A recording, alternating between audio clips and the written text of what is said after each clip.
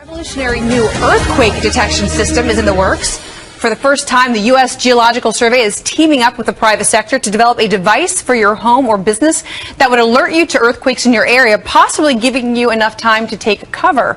Will Card joins us live from Los Angeles. Will, how much warning can people expect to get?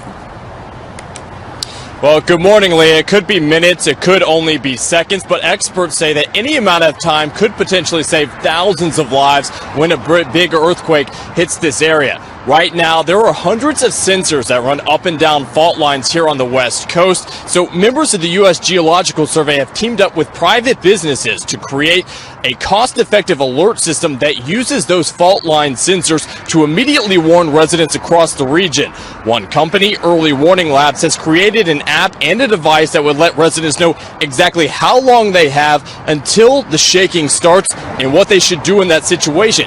It's similar to the weather and Amber Alerts that you get on your phone. We can play alerts over the speakers, directions to employees, we can shut down gas lines, we can open garage doors so they don't get stuck shut, so fire trucks can easily get out, ambulances can get out, utilities can get out. Now, just a couple seconds may not sound a lot, but Leah, it's enough time to stop a train, stop a surgery, or simply get into a safe place when the earthquake hits. All right, well, this seems great. So why don't they have the technology up and running right now? Well, the simple answer is money. Mexico and Japan both already have early warning systems that they have up and running, but they've had earthquakes that they consider to be devastating in the past. It was after the 1985 Mexico City earthquake. It killed 10,000 people that they built a system. And in Japan, it was after the 1995 Kobe earthquake killed 6,400 people that they built a system. And the United States is trying to build the system before we have the next big killer earthquake. An earthquake hit the Napa area earlier this year and caused over $400 million in damage, but that didn't have the deaths on the scale of Mexico or Japan. Some say that's why there's not the urgency right now to get this system up and running immediately. Now, to get it started, experts say they need $38 million up front and then $16 million a year. They say they just got $5 million from Congress. Some members of Congress saying that that is a down payment to more money coming down the line. Caliente band of Cahuilla Indians got some real hands-on training today with earthquake preparedness. CBS Fox News' Jeremy Chen joins us in studio with their mock emergency response to a massive quake that seismologists say will eventually happen. Jeremy? Brooke, Chris, the city of Palm Springs was a mock disaster zone today as city staff and tribal members had to work together to coordinate an emergency response to an ever-changing scenario. A loud rumble fills the Palm Springs Convention Center as people inside duck and cover. It's the start of a massive 8.0 earthquake to strike the city. First responders are working the phones to put together an emergency response. Multiple fires, ridge collapses, and mass casualties, with more incidents happening as time goes by. Fortunately for everyone, this was only a drill. It's good preparation for a city in a seismically active zone. We're actually surrounded by two fault lines. We have the San Andreas and the San Jacinto fault line. So we have one on the north and one on the south side. City staff and members of the Agua Caliente band of Cahuilla Indians coordinate with various agencies such as police and fire, gathering reports and keeping updated on the latest fallout from the quake. City leaders held briefings to finalize important decisions on its response. Do you have any update on electric service, basically? You can never be prepared enough for these kinds of situations, so this is going to hone everyone's skills. So if we're called into this kind of situation, everyone knows their role, and we can get as much help to people as quickly as we can. The city and the tribe also have a number of high-rise projects in the works and say they are confident they can plan a response there. These newer structures are going to probably withstand earthquake much better than older structures. So we're probably going to end up being focused on some of the older structures in the city, would be my guess. As they prepare for the big one, city leaders also want to stress to the public that you get prepared as well with at least 3 days worth of water and supplies at home. And city staff is encouraging anyone to become part of a community emergency response team.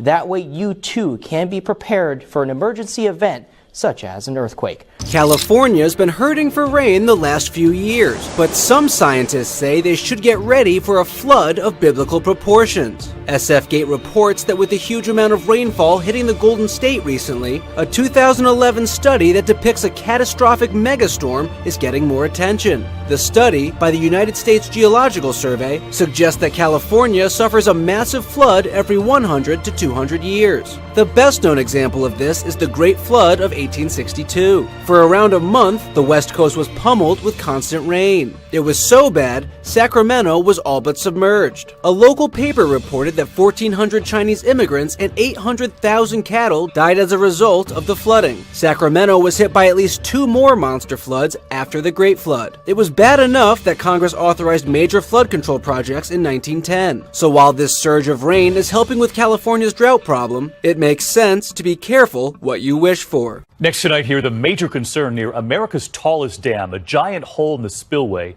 is growing in size tonight. Here's ABC's Neil Karlinski.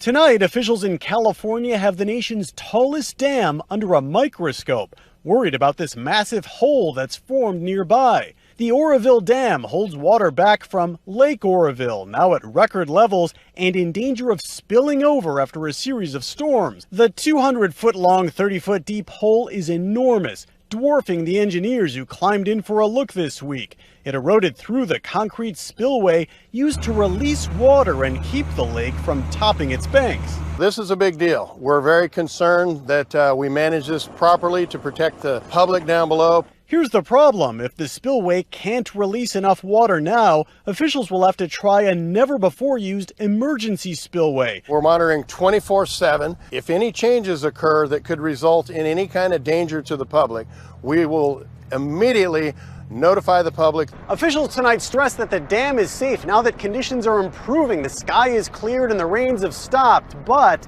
they are keeping a close eye on this one, David. Breaking news in Northern California tonight. Tens of thousands forced to evacuate tonight due to concerns the Oroville Dam's emergency spillway could fail. Good evening, everybody. I'm Elsa Ramon. An emergency in Oroville tonight. Many residents in the city of 15,000 ordered to get to high ground because the Oroville Dam is in danger of unleashing uncontrolled floodwaters. It is the tallest dam in the nation, standing more than 700 feet tall. And for the first time since the Oroville Dam was built nearly 50 years ago, the emergency spillway was activated yesterday morning. And now there are signs that the spillway will soon fail, dumping Lake Oroville into the city of Oroville downstream.